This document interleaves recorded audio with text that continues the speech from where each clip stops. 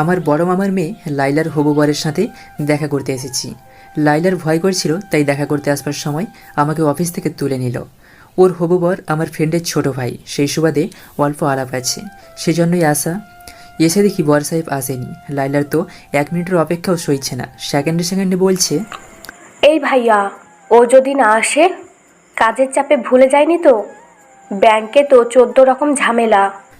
লালু শোন, 14 রকম ঝামেলা হলেও কেউ হবু বউয়ের কথা ভুলে না। হয়তো জ্যামে আটকে পড়েছে। আমি কফি অর্ডার দিলাম। লাইলা একটু পরপর পার্স থেকে আয়না বের করে মুখ দেখছে। লাইলার হবু বর আতিক এলো প্রায় মিনিট 20 পর। একা নয়, একটি মেয়ে এসেছে সাথে। মেয়েটিকে দেখে আমি শকড। শার্ট প্যান্ট পরনে, পুরো অফিসার। ভীষণ স্মার্টলি এসে দাঁড়ালো আমার সামনে, বলল, আমরা আলাদা বসে চলুন, ওরা ওদের মতো কথা বলে নিক। অন্য টেবিলে এসে বসলাম, দুজনে চুপচাপ। আমি কি কথা বলবো খুঁজে পাচ্ছিলাম না। মেয়েটি ফোনে ব্যস্ত থাকলো কিছুক্ষণ। একসময় মেয়েটি নিজেই কথা বলল, আপনি কি করেন? আমি লয়ার, উত্তরাতেই আমার অফিস। ও, আপনি? আমি এই তো বিজনেস করি, রেডিমেড গার্মেন্টসের ব্যবসা আছে আমার। তারপর দুজনে আবার চুপচাপ। নাম জিজ্ঞেস করবো কিনা ভাবছি। এমন সময় পাশের টেবিল থেকে আতিক ডাকলো, ঈশা, কিছু অর্ডার করেছিস? ঈশা না সূচক মাথা নাড়ল। আমি কথা বললাম তখন, কি খাবেন বলুন? ঈশা হাসলো, হিসেবি মাপা হাসি। বোঝাই যায় এই হাসি সে বহুবার ব্যবহার করে তার নিত্য নৈমিত্তিক কাজে, যার অর্থ ধন্যবাদ। আমার নিজের কাজটা আমি নিজেই ভালোভাবে করতে পারি। ঈশা মেনু দেখে অর্ডার করলো। মেনু কার্ড আমার দিকে বাড়িয়ে দিয়ে বলল, আমারটা বলে দিয়েছি, আপনি কি করেন বলেন। আমি নিজের জন্য স্যুপ অর্ডার করলাম। খাবার আসা অবধি দুজনে এদিক ওদিক তাকিয়ে নিজেদের স্বাভাবিক রাখার চেষ্টা করতে লাগলাম। খাবারটা ঈশাই সার্ভ করলো। আমার স্যুপটা বেড়ে দিল, নিজের চাউমিন নিজের প্লেটে নিল। এক ফাঁকে বলল, আমার দুপুরে খাওয়া হয়নি, একটা মিটিং ছিল, এত খিদে পেটে আমি এখন গপ গপ করে খাবো। আপনার বিরক্তি লাগলে দুঃখিত। আমার নিজের ভীষণ আনইজি লাগছিল। মনে হচ্ছিল বসের সামনে বসে আছি। কোনো রকমে বললাম, না না ঠিক আছে। ঈশা অবশ্য গপ গপ করে খেলো না, বিদেশিদের মতো বেশ আয়েস করে খেলো। আমি অ্যাডভোকেট মানুষ, পেশার কারণে খনি থেকে চোর সব ধরনের লোকজনদের সাথে সহজভাবে কথা বলি। অথচ এই যে আমার সামনে বসা হালকা পাতলা গড়নের মেয়েটি, একে আমি এত ভয় কেন পাচ্ছি? আশ্চর্য। ঈশা খাবার শেষ করে ঠান্ডা স্বরে বলল, আপনি যদি কিছু মনে না করেন, আমি কি আপনার খাবারের বিলটা দিতে পারি? আমি কি বলবো বুঝতে পারছি না। ঈশাই বিল দিল। চলে আসার সময় লাইলাকে জিজ্ঞেস করলাম, তোর বরের সাথে এই রোবটটা কে রে? লাইলা ভীষণ চমকে তাকালো। একে তুই চিনিস না? মহা ফ্যাশন হাউসের মালিক। ছোট্ট একটা বুটিক দিয়ে শুরু করেছিল, এখন সারা বাংলাদেশে সবকটা বিভাগের শোরুমে আছে। তোর বরের কে হয়? আমার বরের ক্লাসমেট, ওর ভালো বন্ধু। ও, রোবট বলছিলি কেন? একটা কথাও বলেনি, শক্ত হয়ে বসেছিল। ডান থেকে বামে ঘাড় ঘোরা দিয়ে যেন সিগন্যাল দরকার। কি আর কথা বলবে বল? এইটুকু জীবনে বেচারির লম্বা কাহিনী আছে ভাইয়া। বেচারির ডিভোর্স হয়েছে 7 বছর। হাজবেন্ডটা দুনিয়ার জল্লাদ। ডিভোর্সের পর মেয়েটাকেও রেখে দিল। ওই মেয়ের নামই তো মাহা। ঈশা মামলা টামলা করেও অভিভাবক পায়নি মেয়েটার। মূলত ডিভোর্সের পর ঈশা তার বুটিক শুরু করে। মামলা করেও পাইনি মানে? হ্যাঁ, রায়ের পর আর আপিল করেনি? না, স্বামীটা গুন্ডা পান্ডা দিয়ে নাকি হুমকি টুমকি দিয়েছিল। একবার তো ঈশাকে মারধরও করেছিল নাকি।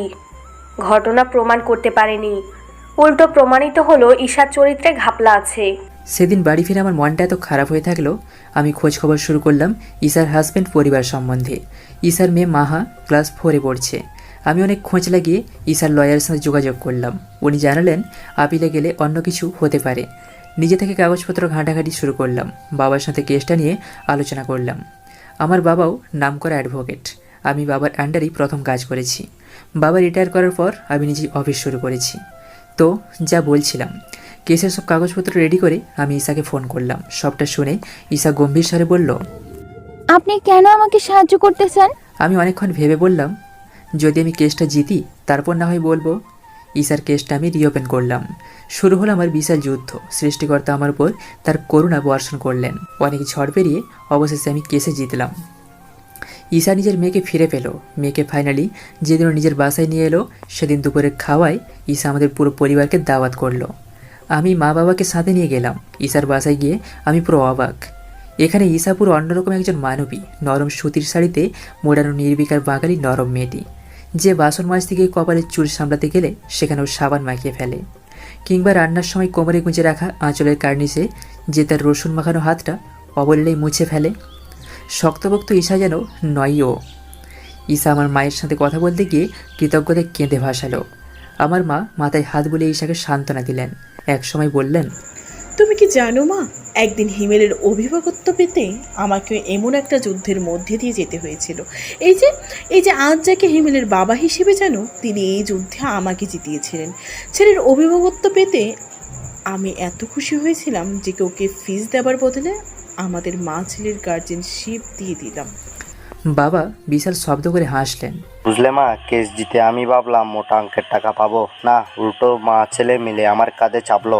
তাও এমনি তোমার আন্টি কেটে আমার হাত ধরে বলল, আমি আর আমার ছেলে এখান থেকে তোমাদের দায়িত্বে থাকতে চাই, তুমি আমাদের আগলে রাখবে। ঈশা তো অবাক, আর চোখে শুধু বারবার আমায় দেখছিল। চলে আসবার আগে ঈশা নরম স্বরে বলল, আপনার ফিস তো দিলাম না। আমি হাসলাম। ফিস কে চেয়েছে? আমার মায়ের মতো আমি শুধু আপনাকে জিতেইতে চাইছিলাম। ঈশা তারপর একটা খাম বাড়িয়ে দিল। বাড়ি এসে খুলে দেখি একটা ব্ল্যাঙ্ক চেক সই করে দিয়েছে, সাথে চিঠি। হিমেল সাহেব, যা করেছেন আমার জন্য তার কোনো দাম হয় না। আমি জানি টাকায় মাতৃত্ব কেনা যায় না, অধিকার বঞ্চিত। আমাকে যে অধিকারটুকু ফিরিয়ে দিয়েছেন সেই ঋণ আমি কখনোই কোনোভাবে শোধ করতে পারবো না। তারপরও আপনার যদি কখনো মনে হয় এমন কিছু যেটা আমি দিলে আপনার ঋণ শোধ হতে পারে, নির্দ্বিধায় বলবেন। আমি চিঠি পড়ে হাসলাম, মনে মনে বললাম, এই চেকে যদি সেটা লিখে ফেলা যেত আমি তোমায় ঠিক লিখে দিতাম ঈশা। আমি যেটা চাই সেটা যে কখনোই আমি বলতে পারবো না, কখনোই না। এখন ঈশা প্রায়ই আমাকে ফোন করে, মেয়েকে নিয়ে আমার অফিসে আসে, কথা প্রসঙ্গে বলে। জবাবে আমি হাসি, ঈশা রাগি চোখে তাকায়। আমি মনে মনে বলি, তুমি আমার এমন ক্লায়েন্ট যার কাছ থেকে আমি ফিস চাই না ঈশা, অন্য কিছু চাই। সেই অন্য কিছুটা দেবার হলে তুমি বুঝবে আমি কি চাই। আমি অপেক্ষা করব ঈশা, আজীবন অপেক্ষা করব তোমার ফিসের জন্য, তোমার জন্য।